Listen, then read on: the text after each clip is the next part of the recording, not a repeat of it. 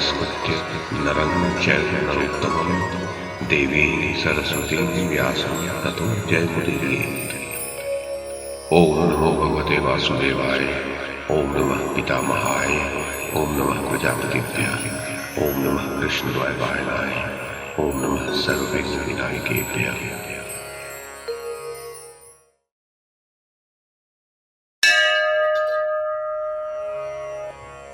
धृतराष्ट्र ने कहा, संजय, भीमसेन ने तो यह अत्यंत दुष्कर कर्म कर डाला कि महाबाहु कर्ण को रथ की बैठक में गिरा दिया। सूत, दुर्योधन मुझसे बारंबार कहा करता था कि कर्ण अकेला ही रणभूमि में सृंजियों सहित समस्त पांडवों का वध कर सकता है, परंतु उस दिन युद्ध स्थल में राधा पुत्र कर्ण को भीमसेन के द्वारा पराजित हुआ देखकर मेरे पुत्र दुर्योधन ने क्या किया?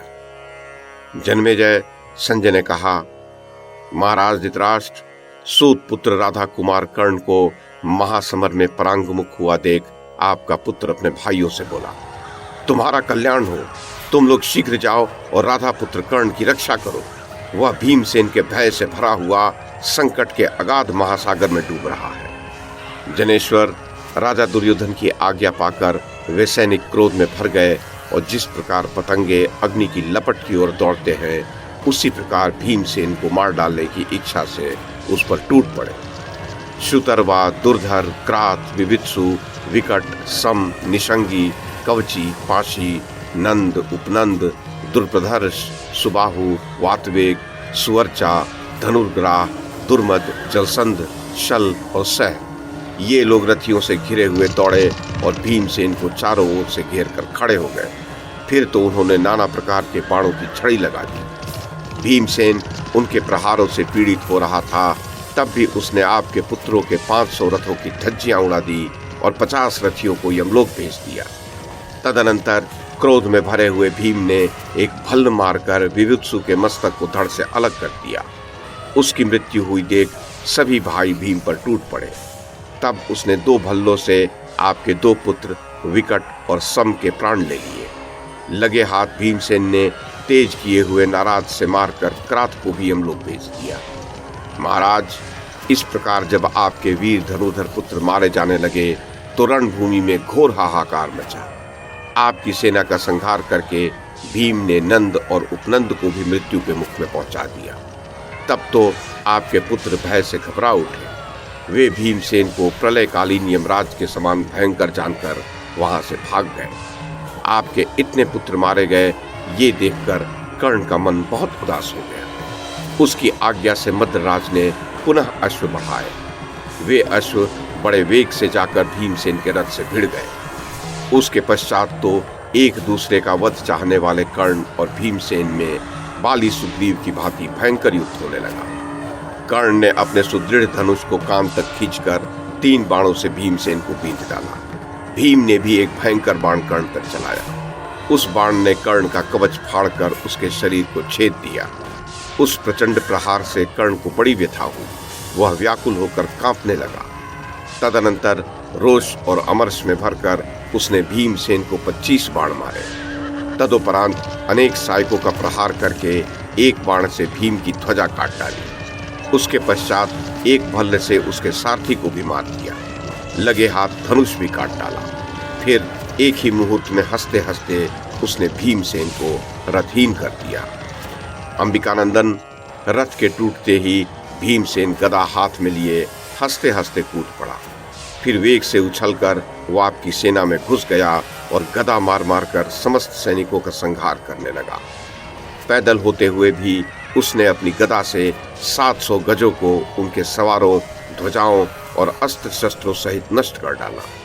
उसके पश्चात शकुनी के अत्यंत बलवान 52 गजों को मार गिराया तथा 100 से अधिक रथों और सैकड़ों पैदलों का संहार कर डाला। ऊपर से सूर्यदेव तपा रहे थे और सामने भीमसेन संताप दे रहा था।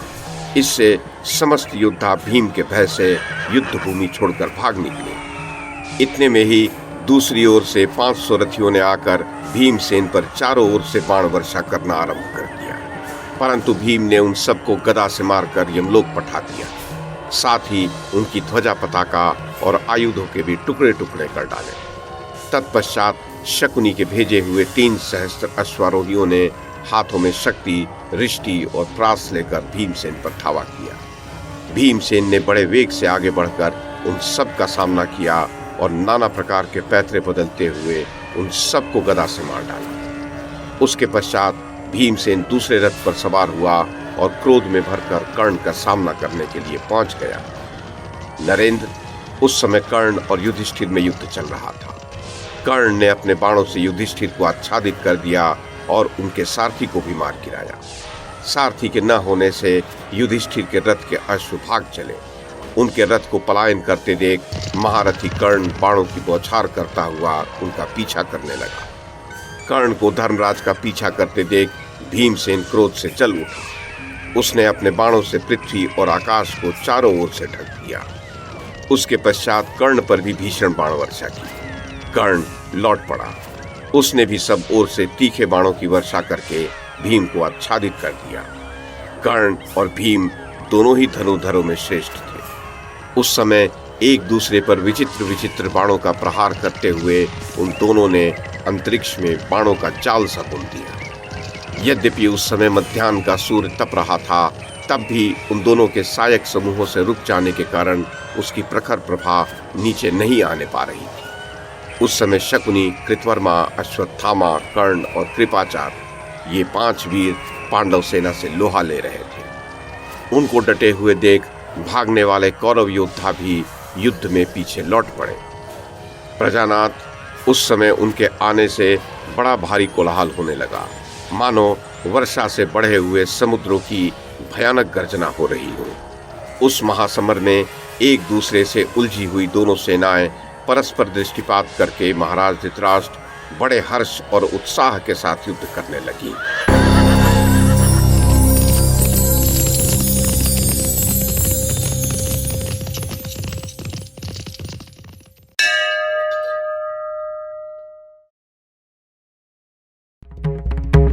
YouTube के माध्यम से महाभारत की कथा को एक श्रृंखला के रूप में प्रस्तुत करने का हमारा ये प्रयास यदि आपको सराहनीय लगा हो तो कृपया इस कड़ी को लाइक और शेयर करें, चैनल को सब्सक्राइब करें और बेल आइकन को दबाएं। साथ में अन्य लोगों को भी देखने के लिए प्रेरित करें।